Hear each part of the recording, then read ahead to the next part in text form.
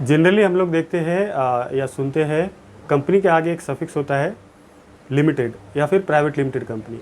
इस वीडियो में हम देखेंगे कि लिमिटेड का मतलब क्या होता है, डिफरेंट टाइप्स के कंपनीज़ है या फिर इसके रिगार्डिंग और भी वीडियो हम देखेंगे आगे। इस पर्टिकुलर वीडियो में हम ये देख रहे हैं कि जो लिमिटेड वर्ड होता है कंपनी के नाम के आगे सफिक्स ऐड होते हैं, उसका मतलब क्या होता है।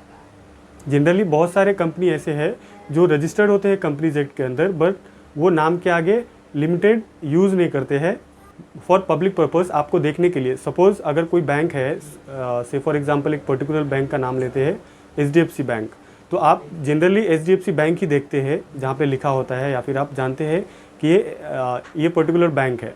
बट ऑन पेपर वो भी कंपनी है, क्योंकि वो कंपनीज एक्ट के अंदर रजिस्टर्ड है, तो उसका जो फुल नेम होता है ऑन पेपर वो होता है HDFC बैंक लिमिटेड। लिमिटेड वही कंपनी होती है जो कंपनीज एक्ट के अंदर रजिस्टर्ड है।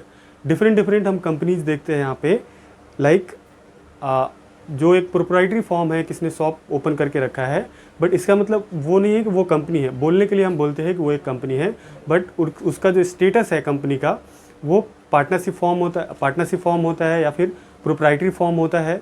बट ये जो केसेस होते हैं प्रोप्राइटरी फॉर्म या फिर पार्टनरशिप फॉर्म, तो ये सारे कंपनीज़ के अंदर लाइबिलिटी अनलिमिटेड होते हैं।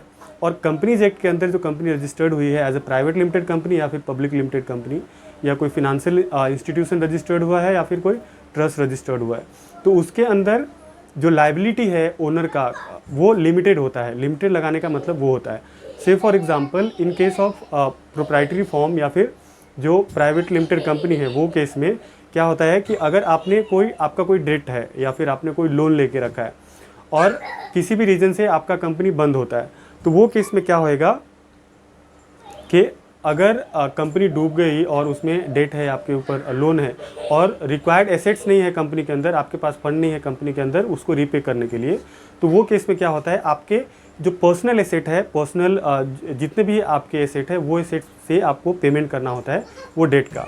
बट जहाँ पे कंपनीज होते हैं जो जिनका खुद का लीगल स्टेटस होता है कंपनी का, private limited company, public limited company, जो लिमिटेड बाय शेयर और गारंटी होते हैं, तो वो केस में क्या होता है, जो ओनर है कंपनी का वो उतने लाइबिलिटी के लिए ही लायबल होता है जितने का उनके पास शेयर है या फिर जितने का उन्होंने गारंटी दिया है।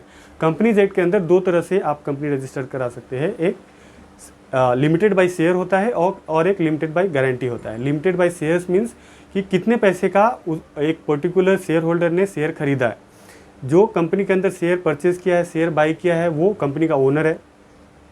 लेकिन अगर कंपनी वो डूब जाती है पर्टिकुलर कंपनी, तो और उसके ऊपर कंपनी के ऊपर डेट बहुत सारा है, तो वो केस में वो जो पर्टिकुलर शेयर होल्डर है वो सारे डेट उसके पर्सनल एक्सपेंस से, पर्सनल जो एसेट है वो पर्सनल एसेट से पे आउट नहीं करेगा। जितना उसका शेयर का वैल्यू है उसका पैसा डूब जाएगा।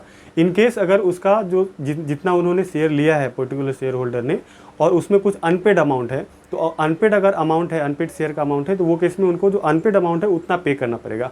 बट उनको पर्सनल प्रॉपर्टी से, पर्सनल एसेट से कोई भी पेमेंट करने की ज़रूरत नहीं है। सिमिलर होता है गारंटी के केस में कि बहुत सारे कंपनी रजिस्टर्ड होते हैं एज लिमिटेड बाय गारंटी। उसमें क्या होता है कि जो शेयर होल्डर होते हैं वो गारंटी देते हैं पर्टिकुलर अमाउंट का, कि पर्टिकुलर अमाउंट के लिए हम इसमें शेयर होल्डर है।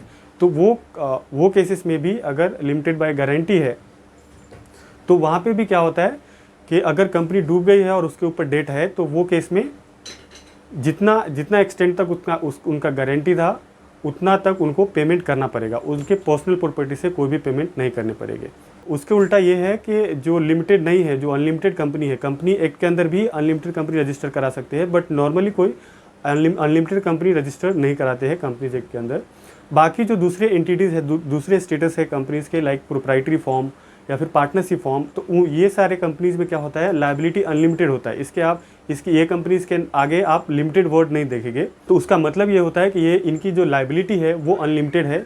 इन केस अगर इनके पास डेट है और कंपनी क्लोज होती है, डिसोल्यूशन में जाती है, तो वो केस में अगर डेट ज़्यादा है और कंपनी का एसेट्स पे आउट करने के बाद भी, तो जो ओनर है उसके पार्टनरशिप के केस में, पार्टनर जो है उनके प्रोप्राइटरी केस में, जो प्रोप्राइटर है कंपनी के फॉर्म के, उनके जो पर्सनल प्रॉपर्टी है उनसे जो डेट है उनको पेमेंट करना पड़ेगा।